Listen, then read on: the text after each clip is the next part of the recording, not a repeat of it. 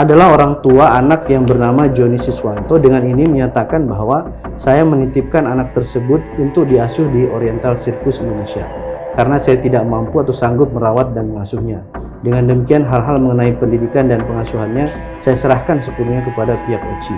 Dengan ini menyatakan dihubungi oleh pihak dan seterusnya, menyerahkan dan seterusnya. Berarti surat penyerahan itu baru dibikin pada tahun 97 dong, Mas.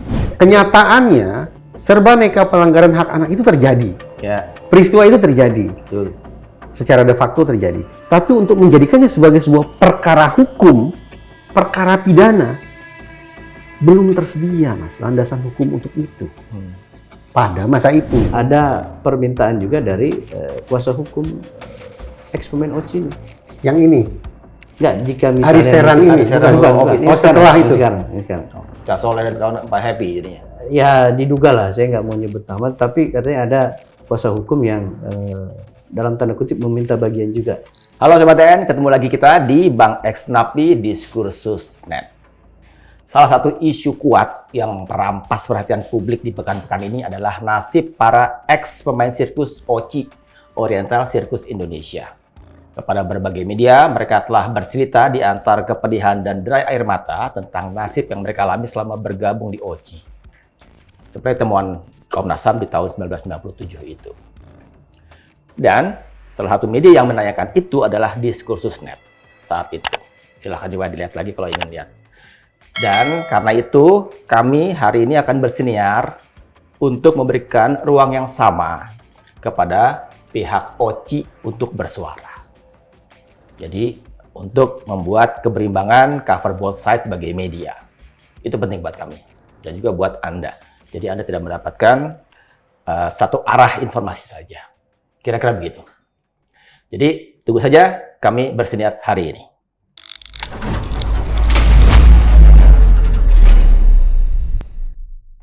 Sobat TN, saya perkenalkan sekarang yang membersamai saya di sini. Di sebelah kanan saya, tentu saja semua kenal, se-Indonesia kenal beliau ini. Adalah seorang Mas Reza Indragiri Amril Sejawat. Mas Reza, mungkin ada tambahan di opening saya tadi? Karena saya nggak ikuti obrolan pertama Mas Insan dengan pihak mantan OCI, justru saya penasaran mau menyimak banyak nih. Serius, Mas. Ya udah kalau begitu. Iya. Dan narasumber kami dari OCI adalah Mas Imam Nasef yang akan janjinya memberikan informasi termutakhir, teranyar yang belum pernah di media manapun dimunculkan. Begitu ya Mas Imam ya? Siap. Ya. Kalau resikonya ternyata pengulangan informasi, penipuan publik. Ada hal baru lah. Informasi palsu kayak. Maaf, apa? Palsu. Oh, informasi. Bukan yang lain ya.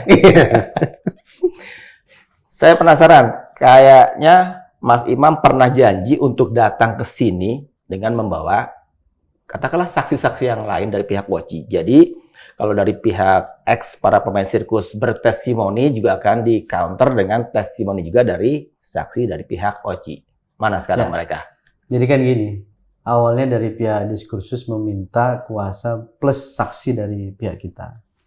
Nah, saya coba menghubungi beberapa saksi dari pihak kita, tetapi kemudian ada yang berhalangan, tetapi juga ada juga yang dalam tanda kutip tidak bersedia. Karena pengalaman begini, di podcast sebelumnya, ada juga di beberapa podcast mereka hadir, dan itu mereka memang diserang habis sama netizen. Jadi psikologinya keganggu kira-kira gitu. Nah hari ini mereka dalam tanda kutip belum bersedia untuk bisa menyampaikan di ruang-ruang publik, kecuali nanti kalau disampaikan mereka, kalau ini berproses hukum, mereka siap memberikan keterangan di aparat penegak hukum. Nah itu klarifikasinya. Sebenarnya itu tadi disclaimer dari narasumber kita. Betapa cuma seorang diri yang hadir karena faktor-faktor tadi itu. Ada netizen yang katakanlah rada-rada offense terhadap teman-temannya Mas Imam. Jadi sampai trauma loh. Bayangkan coba. Karena kan udah tua juga, ada misalnya kayak Bu Gira, kan sudah berumur ya. Begitu dia waktu ada satu podcast, dia tampil, kemudian mungkin dia baca komen-komen itu sehingga dia merasa trauma, saya nggak mau lagi lah ke Runtuh lah. podcast gitu. Mental breakdown. Jangan itu. Oh ya, lupa saya. Untuk mengajak Sobat TN sebelum kita berangkat bersiniar untuk subscribe dan juga nyalakan lonceng notifikasinya ya. Juga jangan lupa untuk follow akun Instagram kami di @diskursusnetwork. Mas Imam, kalau saya harus berangkat bertanya dulu, tentu saya kerangkanya ya dari temuan Komnas HAM di tahun 97. Karena ada empat yang setidaknya tercatat ya. Itu yang rasanya perlu di breakdown dan juga mungkin ada suara lain dari Mas Imam. Yang pertama ya, adanya pelanggaran terhadap hak anak untuk mengetahui asal-usul, kekeluargaan, dan juga orang tua. Gitu. Itu yang perlu kita coba bahas dulu. Karena kemarin belum lama ya maksudnya ada 2 ex pemain Sirius Oci, Ibu Eva dan Ibu Yuli yang ada di sini dan mereka bercerita tentang itu. Sampai salah satunya Ibu Eva bilang sampai sekarang beliau itu, saya nggak tahu umurnya sekarang berapa, tapi rasanya udah paruh baya gitu ya. Itu sampai malu dan minder. Karena ketika ditanya ngobrol-ngobrol gitu kan, itu ketika ditanya tentang personal itu, dia nggak punya jawaban karena nggak tahu siapa orang tuanya sampai sekarang gitu. Karena diambil dari keluarganya ketika masih kecil lah, masih mungkin balita gitu. Nah, itu sekarang pertanyaan yang pertama. Ya. Ada berapa banyak sebetulnya yang diambil dari keluarganya, diminta dari keluarganya? Kalau dari data Mas Imam, kan ada 5 angkatan nih kalau kata Cak Soleh, lawyer yang terakhir. Sejauh ini yang kita coba telusuri ya, karena ini kan kejadiannya tahun 97. Waktu 97 itu sebenarnya Komnas HAM juga sudah mencoba mencari semua dokumen yang relevan yang terkait dengan itu. Nah, beberapa disampaikan ke Komnas HAM, atas dasar itu pula lah kemudian dilakukan pencarian. Nah, itu yang sementara kami telusuri, yang ketemu lah kira-kira ada 30-an yang datanya ini ya. Nah, ini mungkin pertanyaan filternya. Sebenarnya berapa anak-anak yang dibawa oleh pihak Oci dari yang angkatan pertama sampai angkatan yang kelima, kalau boleh disebut 5 angkatan itu? Kalau data persisnya kita juga belum tahu ya. Karena kan begini, yang awal sekali itu, ini kan pendirinya Pak Hadi Manansang. Nah, kebetulan beliau sudah almarhum, sehingga kita tidak bisa mengkonfirmasi secara langsung ada berapa sebenarnya jumlahnya. Kita sudah tanya ke anak-anaknya, Pak Frans, Pak Jansen, dan Pak Tony, juga tidak tahu persis. Karena memang waktu itu yang dalam tanda kutip melakukan serah terima itu kan orang tua dengan Pak Hadi. Nah, kebetulan Pak Hadi juga nggak tahu, saya belum bisa memastikan ada atau tidak datanya, tapi sedang dicari. Nah, sejauh ini memang kita sudah menemukan sekitar puluhan lah data dari anak-anak yang dulu memang tergabung dan bermain di sirkus Oci ini. Puluhan berapa? 50, 60, 70? Ada, ya tadi saya katakan, sekitar datanya mungkin kalau yang kita punya sekarang sekitar 30-an. Itu dari semua angkatan ya, dari yang pertama sampai dengan yang terakhir. Nah, kalau kita flashback sedikit ke Komnas HAM, itu kan waktu itu yang melaporkan saudara Vivi dan kawan-kawannya. Kita juga tidak tahu persis ada berapa orang yang sebenarnya melaporkan, tetapi yang tercatat itu memang pelapornya adalah Vivi. Gitu. Nah, atas dasar laporan itu kan, laporannya ini kan macam-macam, Mas. Ada soal child abuse, penganiayaan, dan seterusnya. Dan kita tahu rekomendasi Komnas HAM akhirnya 4 hal. Di luar itu artinya dinyatakan tidak terbukti dalam tanda kutip oleh Komnas HAM. Nah, yang pertama tadi menarik yang disampaikan oleh Mas Insan soal hak atas asal-usul keluarga. Nah, informasi yang kami terima pada saat Komnas HAM melakukan pemantauan atau penyelidikan, itu selain melakukan interview, mereka juga turun ke lapangan, termasuk mengumpulkan seluruh dokumen-dokumen yang terkait tadi saya bilang. Nah, dari hasil itu ditemukanlah sejumlah, ada akte kelahiran, kemudian ada surat kenal lahir, dan lain sebagainya. Memang tidak semuanya. Ada beberapa yang ditemukan. Nah, atas dasar itu pula kemudian dalam rangka menindaklanjuti rekomendasi Komnas HAM itu, berbekal dokumen-dokumen yang didapat itu, dicarilah orang tuanya.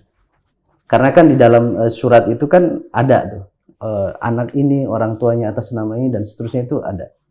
Di situ dicantumkan di situ. Nah, cuman memang kesulitannya ada beberapa memang yang sama sekali tidak ketemu gitu.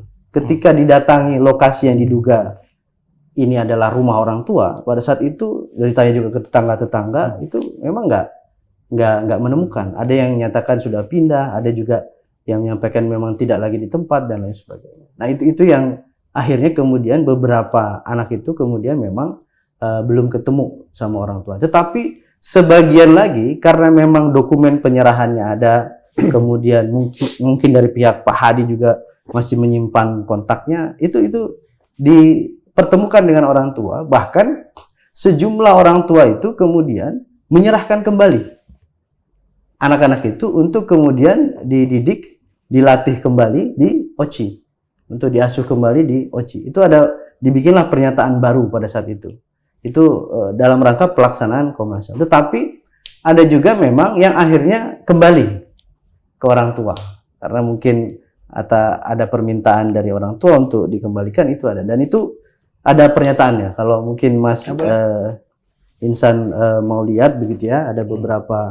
Nah ini sekali lagi ini memang belum kita keluarkan di mana-mana ini. Nah ini saya menepati janji, Mas Reza. Eksklusif nih.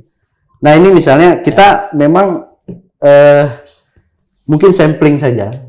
Ini misalnya contoh nama Herawati Santoso, ya, 49 tahun. Ini orang tua dari Joni Siswanto, mohon maaf. Ini Agustus 97. Adalah orang tua anak yang bernama Joni Siswanto. Dengan ini menyatakan bahwa saya menitipkan anak tersebut untuk diasuh di Oriental Circus Indonesia karena saya tidak mampu atau sanggup merawat dan mengasuhnya. Dengan demikian hal-hal mengenai pendidikan dan pengasuhannya saya serahkan sepenuhnya kepada pihak OCI agar tidak mengganggu konsentrasi belajar dan seterusnya ini. Saya sebagai orang tua Joni Siswanto dengan ini menyampaikan banyak terima kasih atas kesediaan OCI untuk menampung dan mengasuh anak saya tersebut. Nah ini contoh satu misalnya. Si Joni Siswanto. Joni Siswanto itu ketika diminta dari orang tuanya ada juga surat. Ada surat penyerahannya. Nah kemudian ini juga nih, ada misalnya atas nama. Ada uang juga disebut di situ. Nggak ada. Uang susu kalau kata waktu itu. Nggak ada. Itu. Ini hanya penyerahan aja. Nah kemudian ada Inge Novianda. Ini Joni orang tuanya. Itu dari kota mana diambil orang tuanya? Saya kurang begitu tahu ya. Cuman di sini ada alamat ini Jalan Melon. Mana ini ya? Nggak terlalu jelas ini. Karena tulis tangan ini. Intinya ada kalau kita baca kan sejarah OCI itu kan boleh saya lihat ketika pada masa kejayaannya kan setahun bisa berapa kota yang disambangi dari Sabang sampai Maluku. Saya baca ya dari Sabang sampai Maluku, belum sampai Merauke kan, di Sabang sampai Maluku. Nah, apakah anak-anak itu juga berasal dari kota-kota yang disinggahi oleh OCI ketika katakanlah show itu? Nah, kalau itu saya belum bisa memastikan ya, karena itu memang semuanya itu sebenarnya penyerahan itu Pak Hadi langsung yang melakukan, Pak Hadi dan atau istrinya. Jadi bertiga ini pun yang sekarang dituduh itu, Pak Frans, Pak Jansen, Pak Tony itu sama sekali tidak melakukan serah terima itu. Jadi itu murni Pak Hadi Manansang yang melakukan itu. Nah, saya lanjut satu lagi misalnya ini ya. Ketika ini Mei 97. Ketemu orang tua atas nama Rini nih, 13 tahun. Orang tuanya namanya Inge Noviana. Nah, ini juga menyatakan begini. Dengan ini menyatakan dengan sebenarnya bahwa saya pada hari ini, Jumat 2 Mei 97, dihubungi oleh pihak OCI yang membicarakan mengenai anak saya yang sekarang berada di OCI. Dengan ini saya menegaskan lagi bahwa saya rela anak saya tersebut diasuh dan dibesarkan oleh OCI, termasuk melatih serta mempertontonkan kemampuannya bermain sirkus dan akrobatik oleh OCI. Saya sangat berterima kasih kepada para pengurus OCI yang hingga sekarang ini bersedia mengasuh, membesarkan serta mendidik dan melatih anak saya sehingga anak saya tersebut menjadi dewasa dan dapat hidup mandiri serta berguna. Nah ini di sini ada lampiran akte kelahiran misalnya, ini kan? Nah ini ada akte kelahiran, kemudian ada surat penyerahannya pada saat itu tahun 1984. 84. Ini contoh misalnya Apa salah. surat penyerahannya ketika dari keluarganya apa tuh? Tolong baca ini. Dengan sukarela saya menyerahkan anak perempuan saya yang bernama Ningsih kepada Ibu Tuti dan Pak Hadi di Jalan Balikpapan nomor 4 Jakarta untuk dilatih sebagai pemain sirkus. Jadi spesifik, dilatih sebagai pemain sirkus sebab saya tidak bisa lagi memelihara dan saya ikhlas menyerahkan dan tidak menuntut apapun nanti di kemudian hari. Nah ini 30 Agustus 1984. Jadi kalau misalnya ada narasi misalnya pada saat itu dijanjikan untuk disekolahkan dan lain sebagainya, itu pun kita nggak tahu kebenarannya gitu. Karena dari surat-surat penyerahan ini yang kita dapatkan itu tidak ada kalimat untuk kemudian disekolahkan ke luar negeri, untuk diasuh ya. Bahkan ada yang spesifik untuk dilatih bermain sirkus di OCI. Nah itu makanya kita juga heran misalnya ketika ada narasi yang menyatakan bahwa ini dulu dijanjikan akan disekolahkan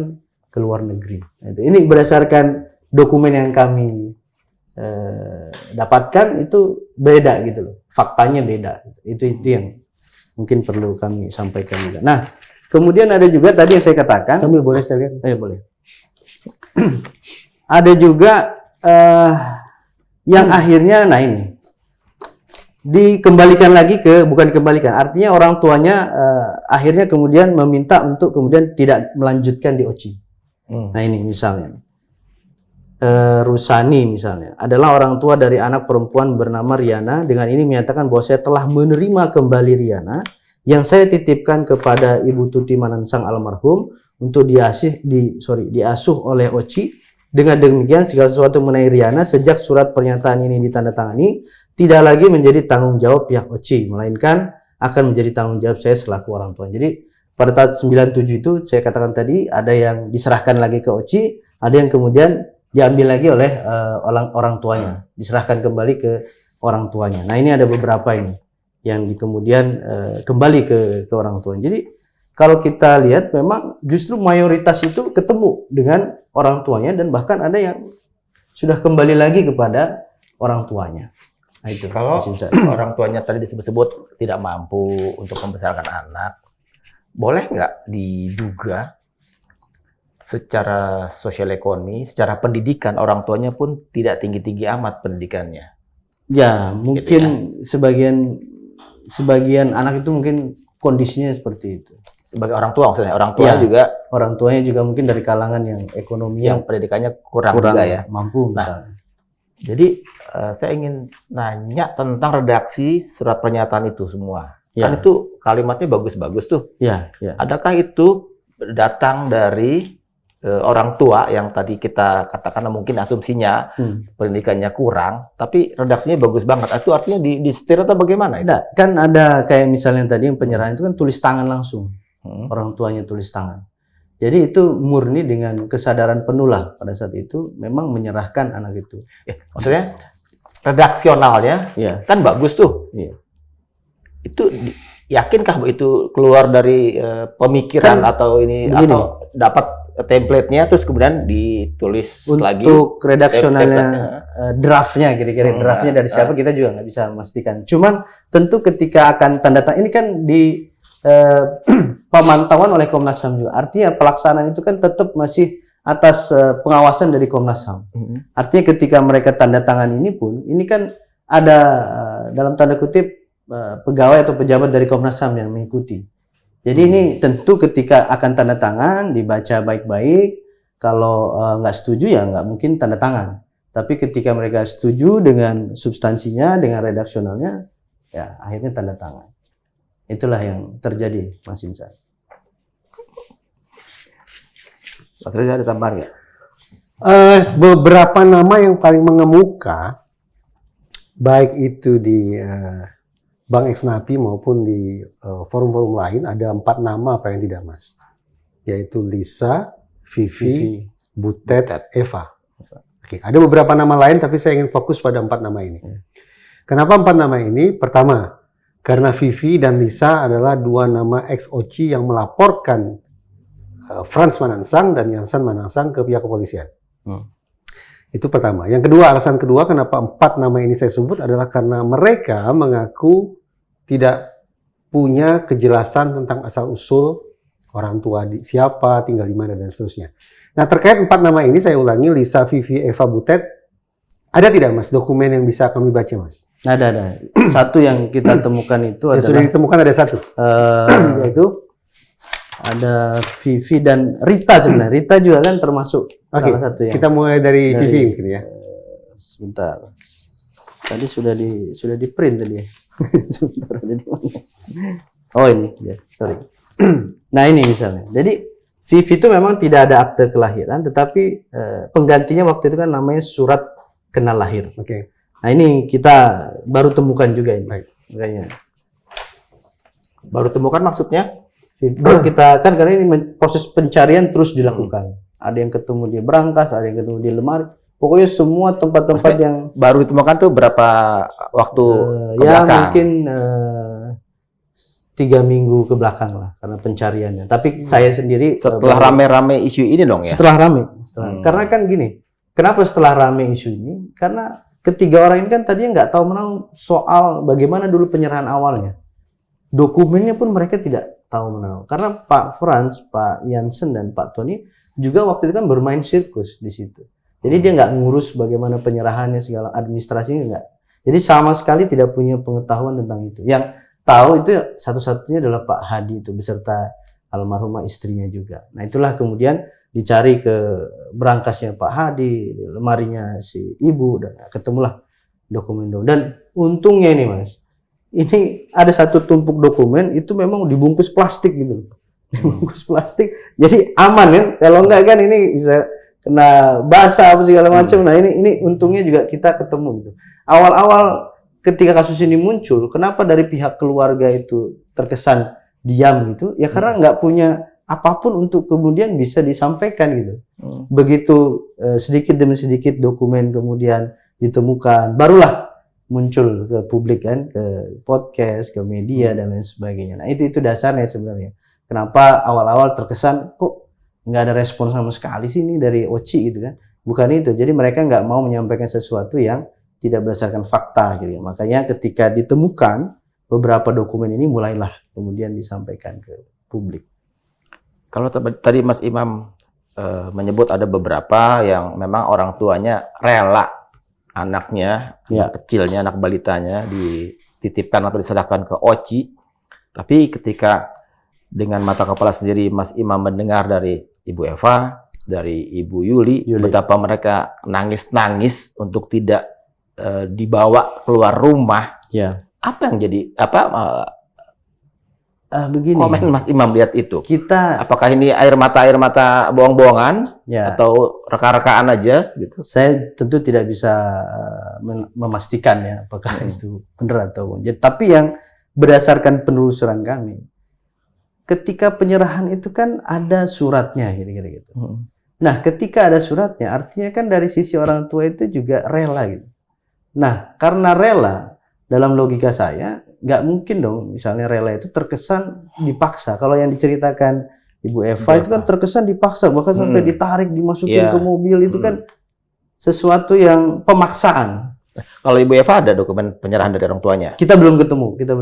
Terus kita akan cari semuanya. Kalau Ibu Yuli? Ibu Yuli juga kemarin yang seperti ini, seperti Bu Vivi ini ada surat kenal lahir. Nah, kita asumsikan pada saat itu ketika Komnas HAM melakukan pemantauan atau penyelidikan, ini kan semua dokumen ada. Termasuk kita juga curiga, jangan-jangan dokumen aslinya juga dulu sempat diserahkan ke Komnas HAM. Sehingga mungkin ada yang kececer. Nah ini kan kita dapat kopi semua nih. Kopi semua udah nggak ada aslinya. Jadi mungkin saja yang didapat oleh Bu siapa kemarin Yuli itu memang yang aslinya begitu. Sehingga kemudian pada saat itu kita tidak bisa mendapatkan kopinya. Dan begini juga Mas Isan, saya juga ada satu hal yang Ibu Yuli kan surat kenal lahirnya. Surat kenal lahir. Tapi surat pernyataan dari orang tuanya untuk menyerahkan ke itu kita belum ketemu. Nah, gini, saya juga agak janggal begini. Kan dia sampaikan itu ketemu surat itu di Fan-nya di Pak fan. Jansen. Nah, sementara kan dokumen ini kan ditumpuk dalam satu dokumen sebenarnya. Nah, saya janggalnya begini. Apa mungkin di fan itu hanya cuma tiba-tiba nemu satu dokumen itu?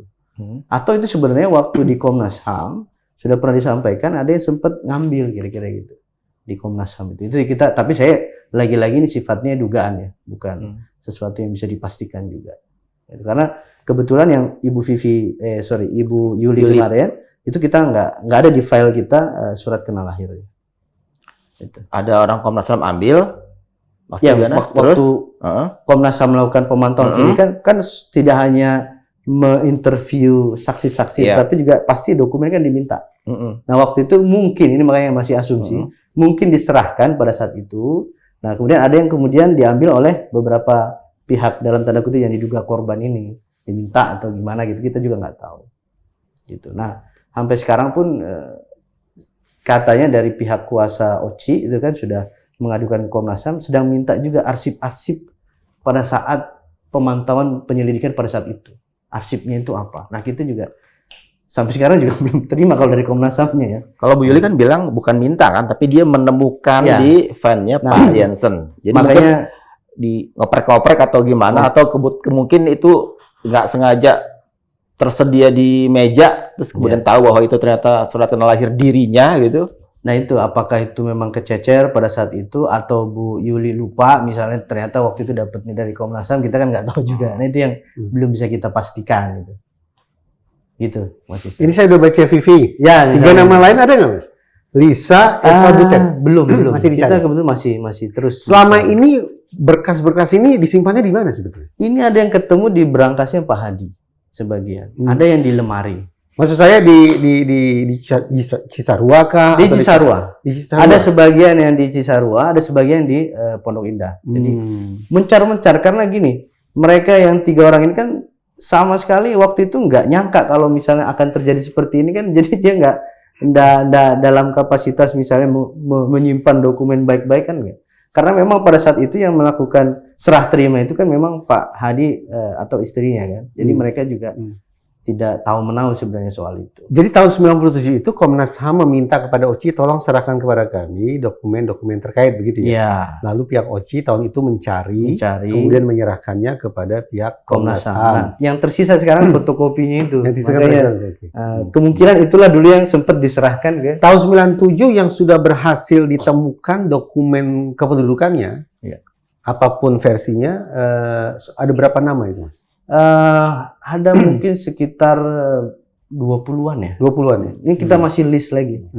Dari yang 30 itu kan yang 97 spesifik itu ada sekitar mungkin 20-an. 20-an. Tetapi memang kebetulan yang nama tadi Butet, siapa lagi tadi Lisa dan Eva itu memang kebetulan sampai sekarang belum ketemu. Sehingga apakah itu ada atau enggak kita belum bisa pastikan. Jadi masih terus memproses mencari. Pada tahun 97 itu, ini ya saya baca di sini kan semua surat tahun 97. Ya. Dengan ini menyatakan dihubungi oleh pihak dan seterusnya menyerahkan dan seterusnya. Berarti surat penyerahan itu baru dibikin pada tahun 97 dong, Mas? Enggak. Ada yang kayak misalnya ini kan ada lampiran ini, Pak Reza. Mohon maaf. Oke, ini tahun 84 nih ya. Ya. Untuk satu nama ini yaitu kita sebutlah Ningsih. Ya. Anak bernama Ningsih sudah ada surat pernyataan penyerahannya dari orang tua tahun 84. Ya kan? Betul. 84.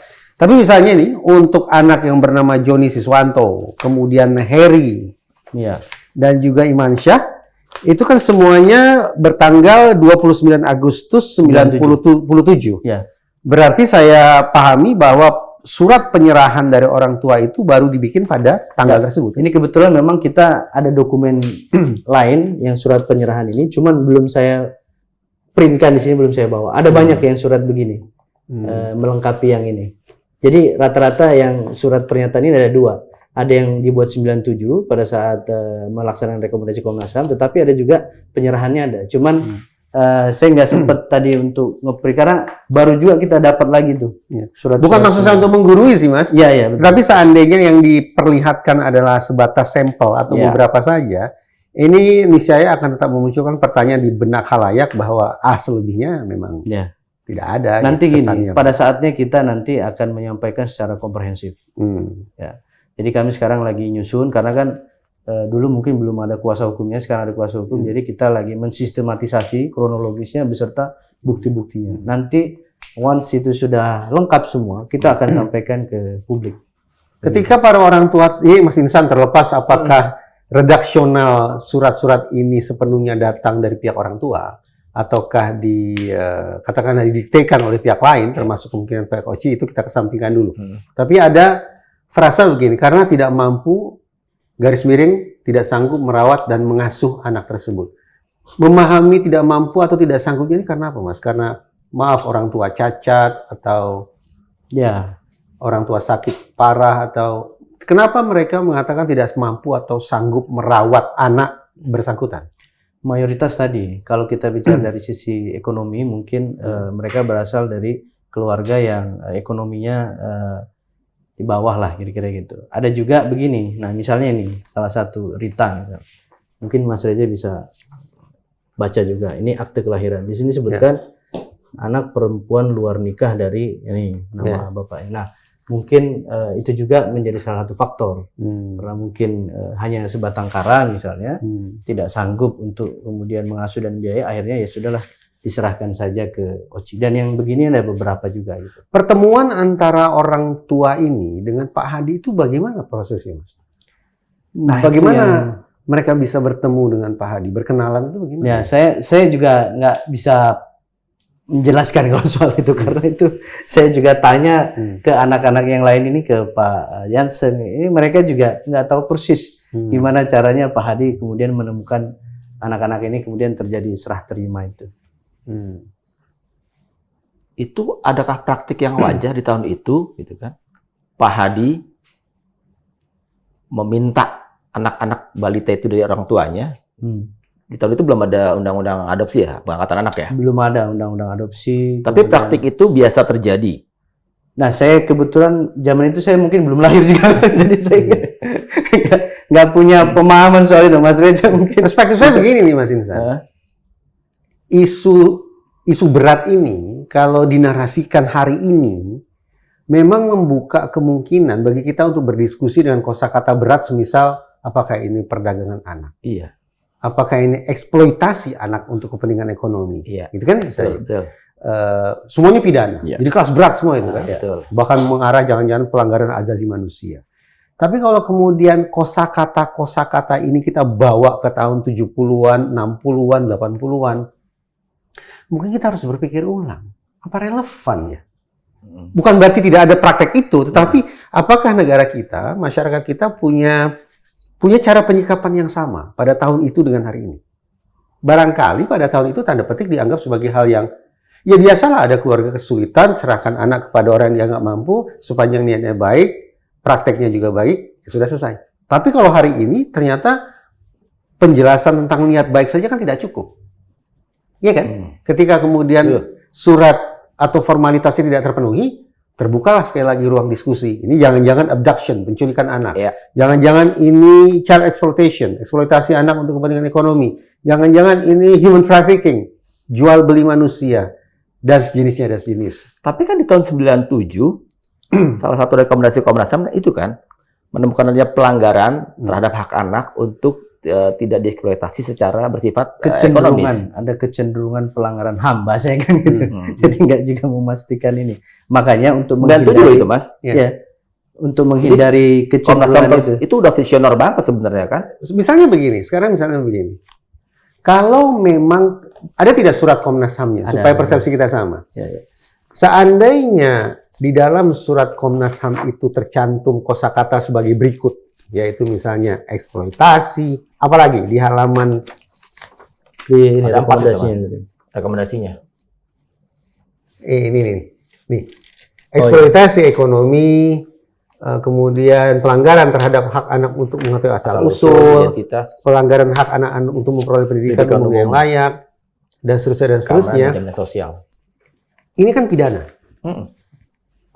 Persoalannya adalah undang-undang yang sifatnya khusus, lex specialis, tentang serbaneka pelanggaran hak anak, ini semuanya pelanggaran anak, itu baru ada pada tahun, seingat saya, tahun 2000-an. 2002 ya. 2002. Perlindungan anak. Undang-undang perlindungan anak.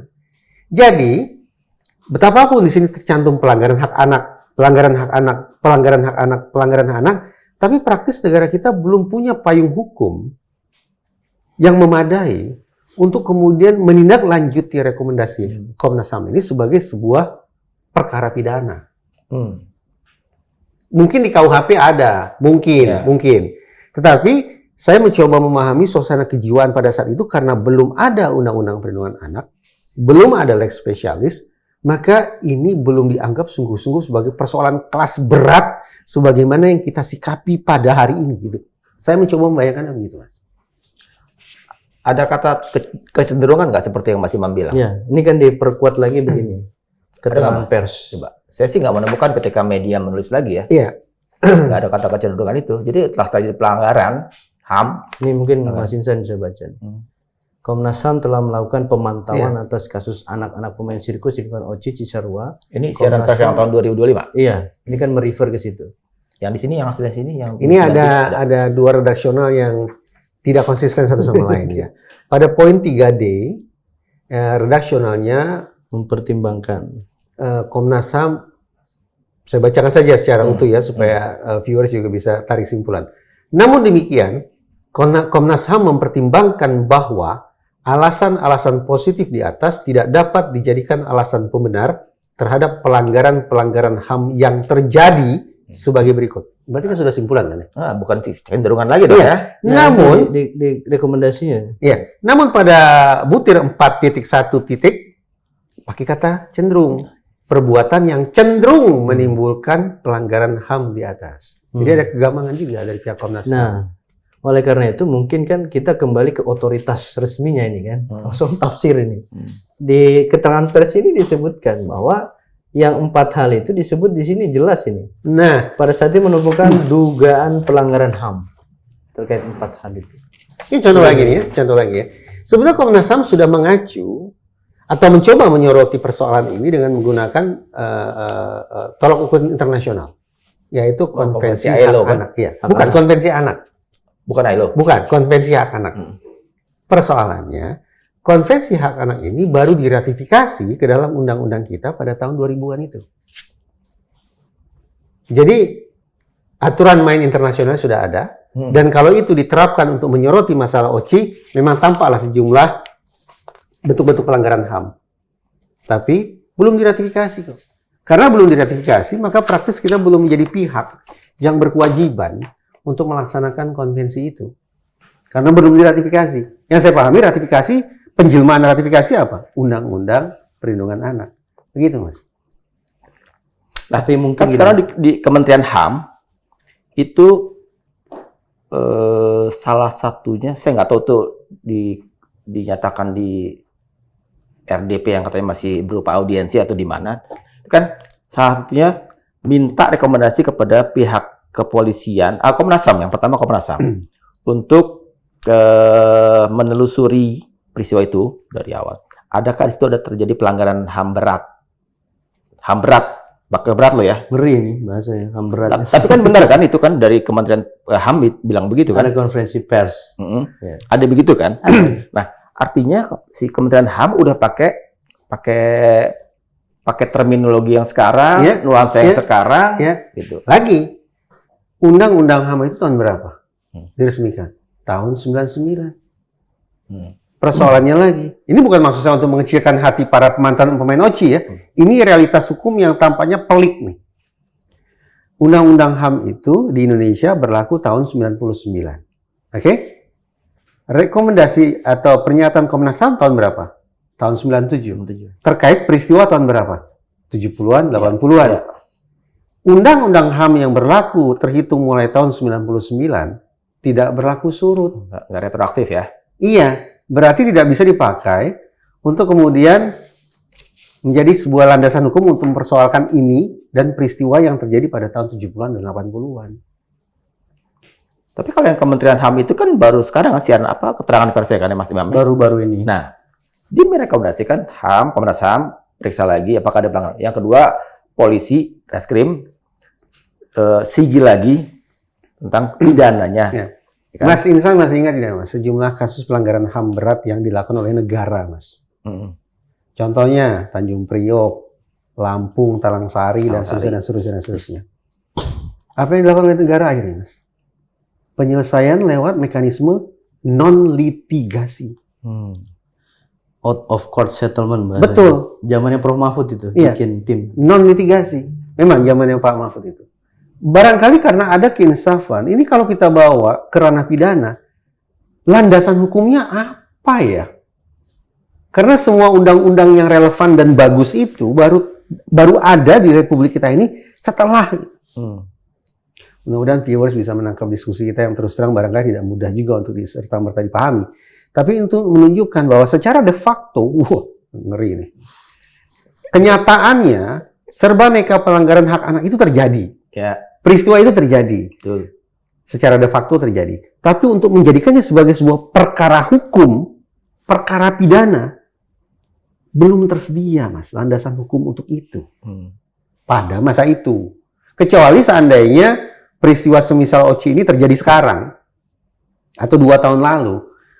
Dia peristiwanya ada, landasan hukumnya juga ada, sehingga peristiwa pelanggaran hak anak secara de facto plus de jure bisa ditindaklanjuti. Itu menurut saya Mas, kompleksitasnya.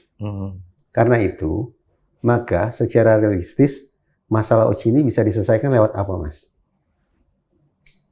Secara realistis bisa diselesaikan lewat apa? Ya, out of court tadi. Konkretnya apa? Out of court settlement. Ya. Kalau pakai Restoratif terminologi justice ini itu. kan kekeluargaan. Kekeluargaan. Kekeluargaan tuh manifestasinya apa? Antara pihak Oci dan mantan pemain Iya. Oci harus apa? Ini sebagai sebuah keluarga kan berembuk bagaimana mencari penyelesaiannya. Kompensasi jatuhnya. Sebenarnya juga, nah ini terminologi kompensasi juga dalam tanda kutip ini. Kalau kompensasi itu kan seolah-olah berarti ada pengakuan bahwa peristiwa-peristiwa itu memang benar terjadi gitu. Itu kalau kita pakai kompensasi, sehingga itu juga dihindari oleh Oci. Kenapa? Karena memang kalau tadi Mas Reza sampaikan secara de facto itu masih perlu diuji sebenarnya. Makanya Kementerian HAM pun kan rekomendasinya meminta Komnas HAM itu melakukan penyelidikan lagi terhadap keterangan-keterangan ini. Bareskrim juga begitu. Jadi kan artinya yang cerita-cerita yang disampaikan ini masih perlu diuji kebenarannya gitu. Itu satu. Kemudian yang kedua, kalau Mas Reza sampaikan tadi sama sekali tidak ada instrumen hukum yang pada saat itu bisa menangani ini. Menurut saya KUHP itu sebenarnya ada pasalnya. Yang itu yang dilaporkan itu ya. Itu tadi saya katakan, kalau KUHP memang ada, tetapi saya mau pertanyakan 277 apakah pada masa itu bobot keseriusan masalah ini sudah terwakili tidak oleh sebuah KUHP semata? Ya. Karena hari ini keberadaan undang-undang sifatnya khusus kan menunjukkan kepada kita ini masalah serius. Bobotnya tidak boleh disamakan dengan perkara-perkara hukum lainnya. Kan begitu pemaknaannya. Karena sudah menjadi undang-undang sifatnya khusus. Mas, kembali ke penyelesaian kekeluargaan tadi. Kalau 150 juta yang kabarnya sudah diserahkan ke sekian banyak mantan pemain Oci, itu betul adanya, Mas? Ada bervariasi ya. Ada yang 150, ada yang 200, ada juga yang 300. Jadi ini penyelesaiannya individu per individu? Individu per individu. Jadi antara Oci bertemu dengan masing-masing pemain? Individu. Jadi ada juga mereka yang proaktif menghubungi, karena sebagian juga ikut waktu di KDM, akhirnya menyampaikan juga bahwa saya secara individu sudah tidak bersama teman-teman yang ini. Bahkan ada yang menyampaikan juga sudah mencabut kuasa dari Cak Soleh dan Pak Happy. Nah, dia menyampaikan secara sadar gitu ya, menyampaikan bahwa saya ingin mengakhiri polemik ini dan kembali. Bisa sampai pada perhitungan ada yang 150, ada yang 200, itu bagaimana, Mas? Nah, itu saya kurang paham. Itu mungkin antara si X yang diduga pemain Oci ini dengan Oci-nya sendiri lah. Saya pun kalau kita pun tidak ikut sebagai kuasa hukum. Dengan Oci ini maksudnya 3 orang. Franz, Jansen, Tony yang langsung ketemu langsung. Tony langsung. Ya keluarga. Oke. Tidak melibatkan kuasa hukum? Enggak. Oh, oke. Tidak melibatkan. Jadi begitu ada laporan baru kita diinformasi, Pak ini. Karena kan kita memang sekali lagi saran KDM itu kan menghindari kuasa hukum dalam tanda kutip cawe-cawe. Ini yang sangat kita hindari karena ketika kuasa hukum dalam tanda kutip ikut cawe-cawe untuk urusan yang kekeluargaan ini bisa jadi blunder lagi gitu. Mungkin bisa kasih gambaran, paling tidak, walaupun kuasa hukum tidak dilibatkan dalam proses negosiasi 150 atau 200 juta itu, imbal baliknya apa yang diterima oleh 3 macan sirkus? Dengan menyerahkan 200 juta rupiah, maka yang bersangkutan, yaitu ex pemain OCI akan... Intinya begini, jika di kemudian hari ini masih berlanjut, ya akan menyampaikan fakta yang sebenar-benarnya. Itu saja yang diminta oleh pihak OCI. Jadi kan sekarang kan narasi yang berkembang itu sebenarnya oleh sebagian orang ini dianggap nggak benar itu. Nah itu aja yang diminta. Jika satu saat ini harus ke proses hukum, sesuaikanlah apa yang menjadi fakta sebenarnya, yang dialami betul, dilihat betul oleh para ex pemain OCI ini. Itu saja. Mas Imam boleh kasih kami tunjukkan soal itu tadi yang udah dibayar, yang udah di Surat kesepakatan itu kita pun nggak dapat itu. Itu ada di pihak keluarga. Karena begini juga, kenapa kita menghindari ikut campur? Ini pesan dari KDM juga yang saya kira sangat bagus. Memang kan di pengadilan pun kalau kita lihat namanya mediasi itu harus prinsipal. Agar kepentingan kedua belah pihak betul-betul bisa terrealisasi gitu. Karena gini juga, kalau kita coba flashback begitu ya sedikit. Awalnya kan sebelum dipegang tadi sama Cak Soleh, ini kan sudah ada kuasa hukum sebelumnya Ali Seran ini disebutkan di sini. Itu menyampaikan somasi. Dan permintaannya pun udah tegas di situ, 3,1 miliar. Untuk satu orang? Enggak, untuk seluruhnya. Jadi 1 miliar buat Ibu Ida, ya? 1 miliar buat Ibu Ida. Bukan. 3,1 itu untuk beberapa orang dan masing-masing orang itu perkiraannya antara 200 sampai 300 juta. Nah, yang Ibu Ida itu yang 1 miliar. Nah, mungkin Bu Ida beda sendiri tuh. Tetapi kan disabilitas jadinya. Sekarang yang berkembang justru kan permintaannya jauh lebih tinggi dari itu. Ketika dimediasi oleh KDM misalnya, itu permintaannya jauh lebih tinggi. Bahkan pasca pertemuan dengan KDM, permintaan pemain-pemain ini kan semakin meningkat lagi. Nah, ini kita juga curiga ada apa ini. Dan informasi yang kami dapatkan ini mungkin nanti bisa di cross check ya. Katanya diduga ya ada permintaan juga dari kuasa hukum ex pemain OCI ini. Yang ini? Enggak, jika misalnya Hari Seran ini? Bukan, setelah itu? Sekarang. Cak Soleh dan kawan Pak Happy jadinya. Ya diduga lah, saya nggak mau nyebut nama, tapi katanya ada kuasa hukum yang dalam tanda kutip meminta bagian juga dari situ. Nah ini yang kita anggap kan ketika inilah salah satu resiko ketika kuasa hukum ini cawe-cawe gitu. Beda kalau misalnya prinsipal itu kan bisa lebih klop begitu. Nah itu yang kita sayangkan sebenarnya kondisi-kondisi itu. Sehingga kalau kita lihat tadi dari 3,1 yang tadinya untuk seluruh, sekarang kan bahkan ada satu orang minta 700, ada yang minta bahkan terakhir kalau nggak salah di podcast lain itu Mas Reza sebagai host minta 2M gitu kan. Salah satu. Nah itu. Nah ini kan menurut kami juga ya sudah keluar dari makna kekeluargaan itu kalau permintaannya seperti itu. Itu sesuai dengan siaran pers Komnas HAM yang termutakhir yang April 2025. Ya. Ada disebut di situ permintaan 3,1 M itu.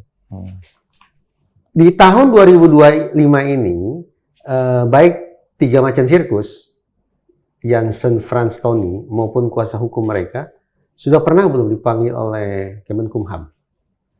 Kementerian HAM ya khususnya. Sudah pernah.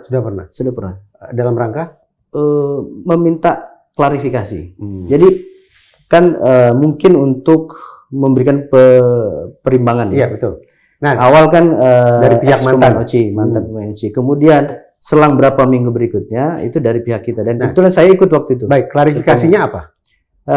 Termasuk soal ini semua. Soal dugaan ada penghilangan asal usul, eksploitasi. Benar, ada penghilangan asal usul. Kita sampaikan tidak benar karena semua itu sudah direkomendasikan oleh Komnas HAM dan rekomendasi itu sudah dilaksanakan. Kan gini bedanya mungkin Mas Reza. Kalau pada saat itu sudah direkomendasikan Komnas HAM, kita tidak melaksanakan, oke. Nah, maksud saya Tapi kan begini, ini kita melaksanakan. supaya lebih terukur nih, Mas. Betul. Ketika pihak OCI datang ke Kementerian HAM. Mengatakan bahwa asal-usul itu sudah ditindaklanjuti. Itu artinya semua mantan pemain OCI atau baru sebagian? Ada yang belum ketemu kan? Semuanya sebenarnya. Cuman memang dari semua itu memang ada beberapa yang tidak ketemu. Hasil Final ya? tidak lanjut itu. Itu sudah final? Kalau yang di rekomendasi Komnas HAM waktu itu kan semuanya dicek. Cuman kayak misalnya tadi atas nama siapa namanya Lisa. Atas nama Eva itu memang belum ketemu. Tapi bukan berarti nggak ada gitu. Ini makanya masih proses kita.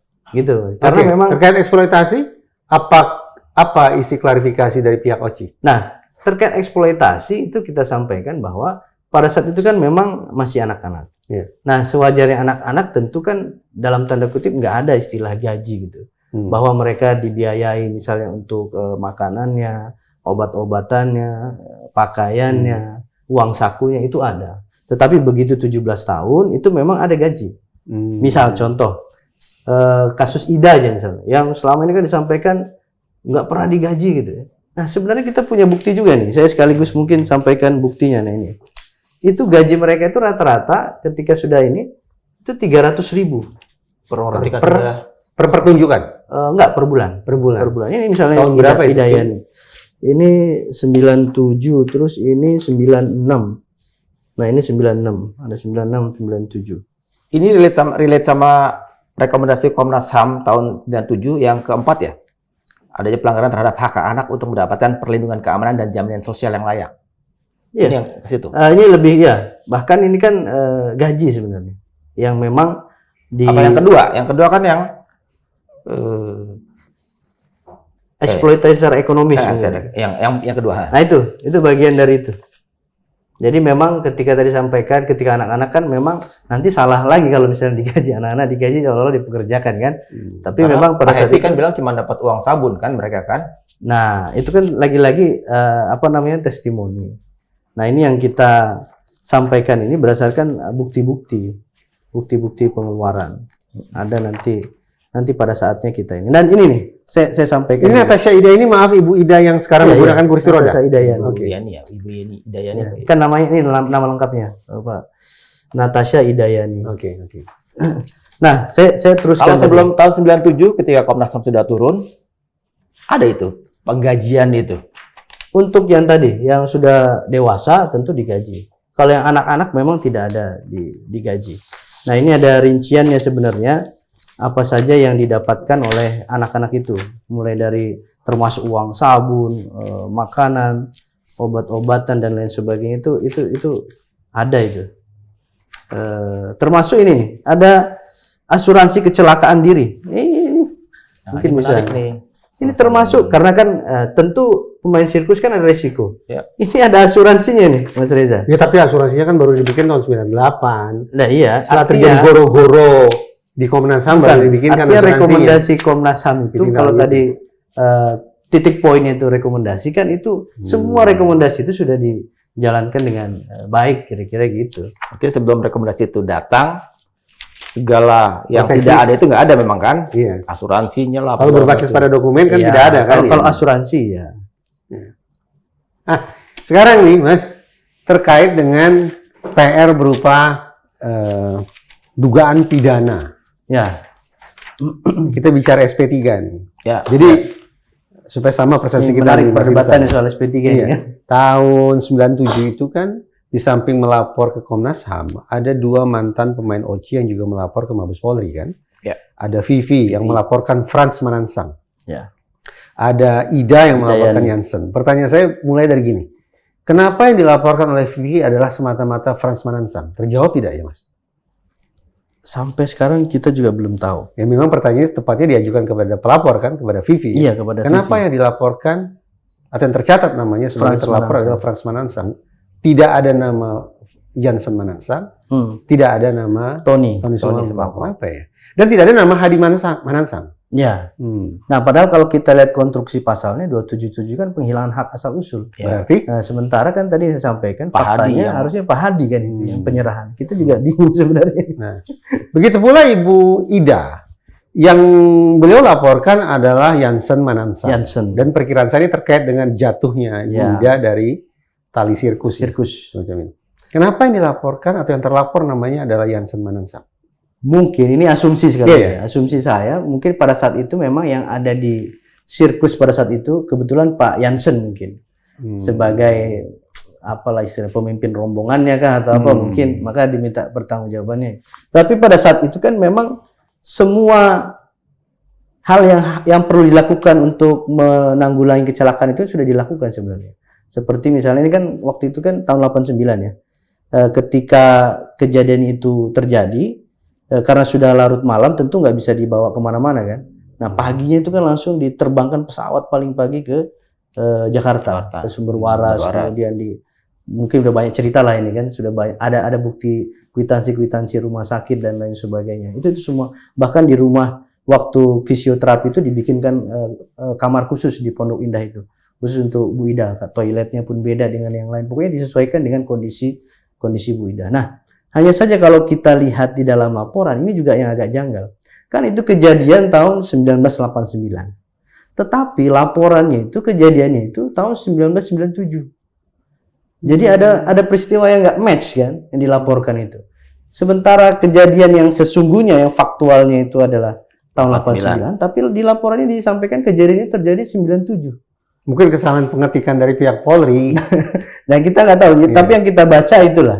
Apakah ini memang seperti itu atau seperti apa, itu yang perlu nanti mungkin dari pihak Polri, polisian, Mabes Polri mungkin akan lebih baik juga mencoba untuk mengklarifikasi semuanya soal SP3 ini. Atau mungkin nanti akan lebih terang lagi kalau ini jadi di pra-peradilan kan. Nah, kita nanti tahu semua alasan. Mas Imam dan kawan-kawan nggak sempat nanya ke Pak Jansen personally, ya. Kenapa cuman si beliau itu yang dilaporkan namanya? Ya, penjelasan dia cuman begitu. Artinya dia juga nggak tahu persis. Tetapi mungkin karena yang pada saat itu di situ ada Pak Jansen, sehingga dianggap oh ini nih yang harus bertanggung jawab. Nah itu mungkin. Itu. Kalau 3 macan sirkus itu spiritnya ingin, ayo kita tarung di ruang mahkamah hukum, di ruang sidang, atau lebih pada Enggak lah. out of court settlement itu tadi? Kalau semangatnya sih tetap out of court.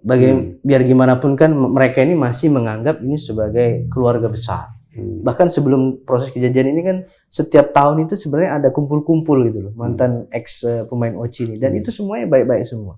Sehingga atas dasar itu ya, karena mereka juga sudah sepuh-sepuh semua, sudah tua, ngapain kita mau dalam tanda kutip berproses hukum? Ayo kita selesaikan kalau bisa menjadi sebagai keluarga yang utuh lagi. Nah, agar kemudian terlaksana out of court settlement yang sifatnya individual kan ya, tidak kolektif gitu kan ya. Iya. Itu bagaimana sebaiknya dari para ex pemain OCI menghubungi siapa, atau mereka dalam posisi menunggu sampai dihubungi oleh 3 macan sirkus, atau gimana? Mungkin bisa double track itulah. Jadi kalau dari pihak kalau kita juga menunggu nih, karena kan sebagian ex ini kan punya juga nomor anak-anaknya 3 yang disebut dengan 3 macan sirkus. Ya, itu judul buku loh itu. 3 macan safari. Jadi bukan labeling loh itu. Itu judul buku ya. Judul buku itu. Saya belum baca bukunya soalnya. Nanti mungkin kalau ada. Tapi mereka sudah punya kontak anak-anaknya. Dan jangan salah, sebutan 3 macan sirkus kalau kita buka dari halaman pertama sampai halaman terakhir, itu justru sebutan untuk menunjukkan kegigihan, keteguhan dalam mengejar cita-cita, pantang menyerah dan seterusnya. Jadi jangan dibayangkan predator, jangan dibayangkan begitu. Justru petarung sejati, maksudnya begitu. Nah, makasih karena Mas Reza udah baca jadi. Iya, karena udah baca gitu. Mungkin orang mendengar 3 macan, ini predator kan, mangsa kan gitu. Iya. Konteks kekinian kan kesannya jadi ke situ arahnya. Padahal kalau kita baca isi bukunya, ini sosok-sosok yang memang petarung gigih mengejar cita-cita, ambisius lagi. Betul. Jadi kembali tadi, jadi di satu sisi ada yang dari pihak kita yang memang berkomunikasi secara aktif, persuasif lah. Beberapa yang masih punya nomornya itu. Tapi ada juga dari pihak mereka yang kemudian menghubungi. Jadi ini dua arah. Bisa dua arah lah ya. Bisa dua arah, bisa dua arah. Jadi kita manapun arahnya tetap kita akan selesaikan sebaik mungkin kira-kira gitu. Ada tidak bocoran sedikit kira-kira nih, yang namanya penderitaan kan tidak bisa dirupiahkan kan sebetulnya ya. Kesedihan itu tidak bisa diangkakan. Tapi ya yang paling sederhana sekaligus itu dipikirkan adalah kan bicara tentang katakanlah tali asih atau apapun sebutannya berupa finansial. Berapa sih kisarannya dari pihak? Yaitu yang faktual aja sekarang itu Yaitu? ada antara 150 sampai 300 juta. Itu 150 sampai 300 juta. Iya, itu. Tapi masih bisa lebih dong. Ya kita lihat nanti, Saya nggak bisa memastikan karena itu kan harus pihak keluarga langsung ya. Saya nggak punya otoritas untuk ngomong soal itu. Tapi yang sudah terjadi itu range-nya antara 150 dengan 300 juta. Itu. Kalau dalam bentuk barang? Nah, sebenarnya gini, kami juga sebagai kuasa hukum mengusulkan gini, selain dalam tanda kutip ada finansial, mereka dibikinkan semacam UMKM gitu atau koperasi. Bagus. Nah itu untuk kemudian menampung siapa aja yang belum punya pekerjaan katakanlah, belum punya penghasilan tetap, itu untuk kemudian membentuk itu nanti untuk menjadi supplier gitu loh. Itu usulan dari siapa? Usulan dari Pak Hamdan Zulfa. Lalu apa respon Janssen, Frans dan Tom? Dan mereka menyambut baik usulan itu. Jadi di samping uang, iya, agar ini kan yang istilahnya bisa permanen gitu. Kalau ini kan hanya sekali gitu. Ini supplier apa dan di mana? Oci kan udah bubar di 2000. Iya, artinya gini, Pak Janssen tadi kan Pak Janssen, Pak Tony itu kan sekarang pemilik Taman Safari. Di TSI jadi sekarang geser ke TSI nih, Mas. Iya. Tapi maksudnya bukan untuk mencampur ini. Artinya gini loh. Karena mereka tadi kan pendirinya memang sama. Ya. Nah, artinya kalau memang mereka mau usaha agar ini bisa punya penghasilan tetap gitu, nanti bisa ditampung di situ kira-kira. Di Taman Safari? Taman Safari Indonesia jadinya. Kalau di luar Taman Safari gimana? Bisa juga di luar itu tersebar kemana-mana itu. Di luar itu karena gini Mas, ternyata setelah kita ada keluarga ketemu dengan beberapa ex-pemain OSI juga, ada juga yang sudah jadi pengusaha sukses. Jadi gitu. Jadi nggak semuanya juga maksudnya level keadaan ekonominya sama, enggak. Ada yang bahkan betul-betul sudah jadi pengusaha sukses gitu. Nah, itu kan walaupun bukan berarti karena ada dukungan dari Oci atau ya, dia Taman Safari kan. Salah satunya ya karena tempaan dan didikan itu ngakui. Karena disiplinnya tadi segala macam. Jadi aku. Nah, itu jadi nggak semuanya juga level ekonominya sama gitu. Ada juga ya. Tapi kita mendorong agar penyelesaian ini tidak hanya itu tapi juga berkesinambungan kan. Kalau kita bicara tadi membentuk misalnya UMKM dan sebagainya itu kan bisa berkesinambungan ke depannya. Ini saya kira sangat-sangat baik begitu. Itu ini. Mas Imam terakhir, karena udah ada kode untuk segera mengakhiri ini. Dokumen apa yang belum ditunjukkan tadi yang bisa membuat katakanlah suara-suara yang miring tentang Oci jadi bisa teredam yang belum disampaikan sekarang? Ya, kalau tadi soal asal-usul kan sebagian besar udah. Soal gaji juga ada gitu ya. Nah, satu lagi mungkin gini, kan selama ini dinarasikan seolah-olah ini kaitan dengan Taman Safari ya. Taman Safari ini ada karena hasil OCI. Padahal Taman Safari itu kan ada sudah dari tahun 81 ketika OCI berjalan gitu. Jadi nggak melulu juga hasil OCI inilah yang kemudian bisa membangun Taman Safari. Karena gini juga, OCI ini kan di beberapa pertunjukannya juga dia dalam tanda kutip gratis gitu ya. Karena misalnya waktu diminta oleh pemerintah Indonesia ke tim-tim itu selama setahun itu Mas Reza. Itu mereka nggak dibayar keliling, hanya cuma difasilitasi mungkin untuk akomodasi aja. Itu permintaan dari pemerintah Indonesia.